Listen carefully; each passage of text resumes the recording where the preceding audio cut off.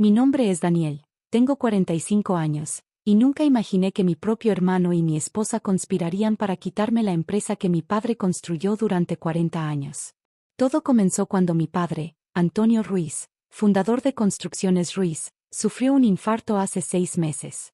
En su lecho de hospital, me llamó a su lado.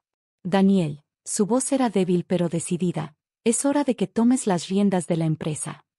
Mi hermano menor, Javier, estaba en la habitación y noté cómo se tensaba ante las palabras de papá. ¿Por qué él?, interrumpió Javier. Yo también soy tu hijo. Papá suspiró. Javier, hemos discutido esto. Daniel ha estado en la empresa desde los 18 años. Conoce cada aspecto del negocio. Porque tú nunca me diste la oportunidad. Javier salió furioso de la habitación. Mi padre me miró con preocupación. Cuida la empresa, hijo. Y cuida a tu hermano, hay algo que debes saber, pero no estoy seguro de que esté listo. Antes de que pudiera preguntarle a qué se refería, sufrió otro infarto. Esta vez fue fatal. El funeral fue sombrío. Mi esposa Teresa, con quien llevaba casado 15 años, intentaba consolarme mientras mantenía a raya a los reporteros locales que querían saber sobre el futuro de la empresa. Javier no apareció en el funeral. Una semana después, durante la lectura del testamento, las cosas se pusieron tensas. Mi padre me había dejado el 60% de las acciones de la empresa. El 30% iba para Javier, y el 10% restante estaba dividido entre empleados antiguos. Esto es ridículo, protestó Javier. ¿Por qué siempre fuiste el favorito? No se trata de favoritismo, respondí. He dedicado mi vida a esta empresa. ¿Y yo qué? Javier se levantó. ¿Los años que pasé intentando que papá me notara no cuentan? Teresa intervino. Javier, cálmate. Estoy segura de que podemos llegar a un acuerdo. No sabía entonces que esas palabras escondían algo más siniestro. Las siguientes semanas fueron caóticas. Como nuevo CEO, tuve que enfrentar varios desafíos. La empresa estaba en medio de 3 grandes proyectos, y algunos competidores intentaban aprovechar la transición para robarnos clientes. Trabajaba hasta tarde casi todos los días. Teresa se quejaba de que nunca estaba en casa, que la descuidaba. No vi las señales. Un día, llegué a la oficina y encontré a varios empleados susurrando en los pasillos. María, mi asistente de confianza durante 10 años, me detuvo antes de entrar a mi oficina. Don Daniel, su voz temblaba, hay algo que debe saber. Su hermano ha estado teniendo reuniones secretas con la junta directiva. ¿Qué tipo de reuniones? No lo sé exactamente, pero... dudó. La señora Teresa ha estado presente en todas ellas. Sentí un escalofrío. ¿Mi esposa? Sí, y hay rumores de que están planeando una votación de no confianza contra usted. Entré a mi oficina y comencé a revisar los documentos de la empresa. Descubrí que varias decisiones importantes se habían tomado sin mi conocimiento. Contratos modificados, proveedores cambiados, personal nuevo contratado. Esa noche, decidí enfrentar a Teresa. ¿Has estado teniendo reuniones con Javier? Ella ni siquiera intentó negarlo. Sí. Alguien tiene que salvar esta empresa mientras tú te hundes en el trabajo. ¿Salvarla? La empresa está mejor que nunca. ¿En serio?, sonrió con desdén. ¿Por eso las acciones han bajado un 15% desde que tomaste el control? ¿Cómo sabes? Me detuve. Teresa nunca se había interesado en la bolsa. Tu hermano me ha estado enseñando mucho sobre negocios, respondió. De hecho, tengo algo que decirte. Se levantó y caminó hacia la puerta. Javier entró, sonriendo. Hola, hermano, dijo. Teresa te dio las buenas noticias. ¿Qué noticias? Teresa sacó unos documentos de su bolso. Como tu esposa, tengo derecho a la mitad de tus bienes, incluidas tus acciones de la empresa. Y ella me las vendió a mí, completó Javier. Por un precio muy razonable. Sentí que el mundo se detenía. No puedes hacer eso. Ya lo hice, respondió Teresa. Los papeles se firmaron esta mañana. Con el 30% que ya tenía más el 30% de tus acciones que compré, calculó Javier, ahora tengo el control mayoritario de la empresa. Me dejé caer en el sillón, aturdido. ¿Por qué? Porque tú y papá siempre me menospreciaron, respondió Javier. Pero ahora les demostraré a todos quién es el verdadero hombre de negocios en la familia. Entonces recordé las últimas palabras de mi padre. Hay algo que debes saber. Me levanté de golpe. Necesito ir a la oficina. ¿Para qué?, se burló Javier.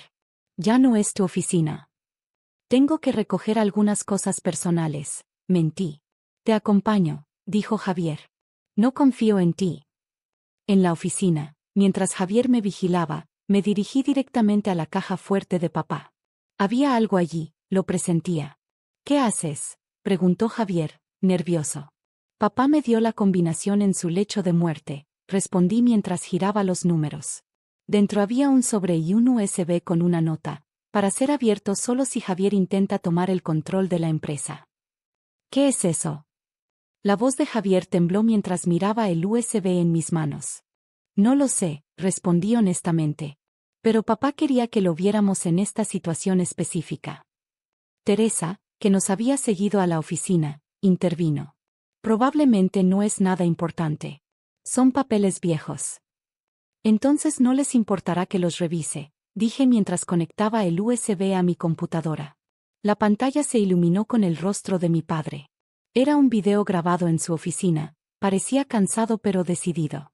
Si están viendo esto, comenzó, significa que Javier ha intentado tomar el control de la empresa.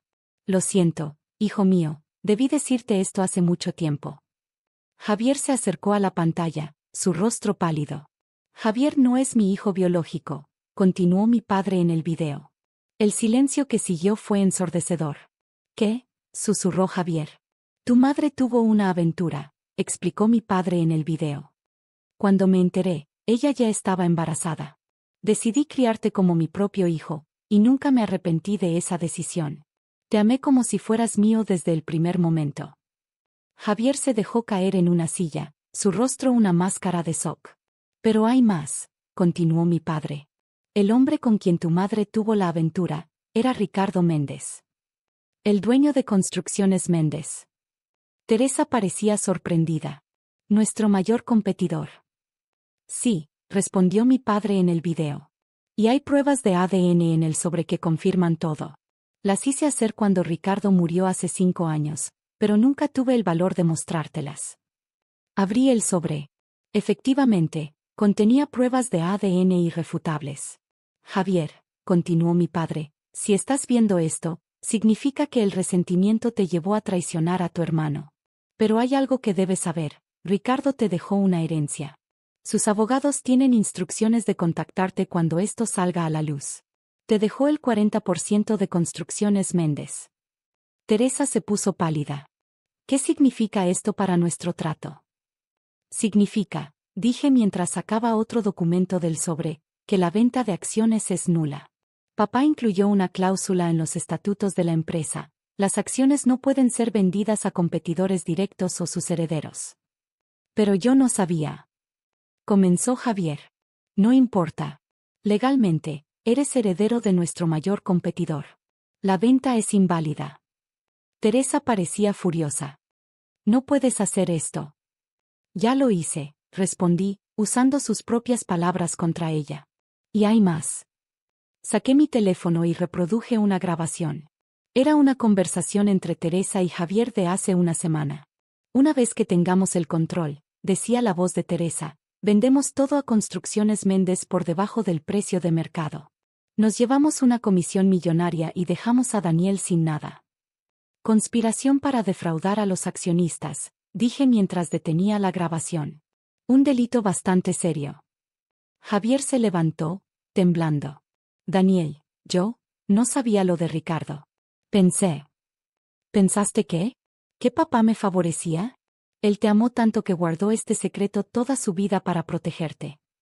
Las siguientes semanas fueron un torbellino de acontecimientos. Los abogados de Ricardo Méndez contactaron a Javier, confirmando todo lo que mi padre había revelado en el video.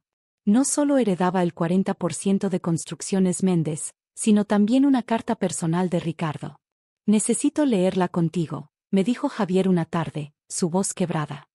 Por favor. Nos reunimos en mi oficina, La misma donde todo había explotado semanas atrás. Javier abrió el sobre con manos temblorosas. Querido hijo. Sí, eres mi hijo biológico, aunque Antonio fue tu verdadero padre en todos los sentidos que importan. Te observé crecer desde lejos, orgulloso pero incapaz de reclamarte como mío por respeto al hombre que decidió criarte como suyo. La competencia entre nuestras empresas nunca fue real. Antonio y yo teníamos un acuerdo secreto: mantener la apariencia de rivalidad para evitar que los verdaderos competidores nos destruyeran. Él cuidó de ti, y yo prometí proteger ambas empresas desde las sombras. Te dejo este legado no para crear división, sino para unir lo que siempre debió estar unido. Usa estas acciones sabiamente. Ricardo Méndez. Javier dejó caer la carta. Todo este tiempo, ¿la rivalidad era falsa? Eso explica por qué nunca perdimos un proyecto contra ellos, reflexioné. ¿Y por qué siempre parecían saber cuando necesitábamos ayuda? Mientras tanto, Teresa enfrentaba sus propias consecuencias. La grabación de su conspiración llegó a manos de la junta directiva. Fue acusada de intento de fraude corporativo. Te daré el divorcio, me dijo fríamente durante nuestra última conversación. Pero quiero mi parte. Lo único que obtendrás es lo que dictamine el juez, respondí. Y con los cargos de fraude pendientes, no esperes mucho. La verdadera sorpresa vino cuando los empleados antiguos, aquellos que poseían el 10% de las acciones, se acercaron a mí con una propuesta. Don Daniel, dijo Manuel, el capataz más antiguo. Queremos vender nuestras acciones. Pero no a cualquiera. Queremos vendérselas a don Javier. A mí. Javier parecía sorprendido. ¿Por qué? Porque ustedes son los hijos de don Antonio. Sangre o no, él los crió a ambos.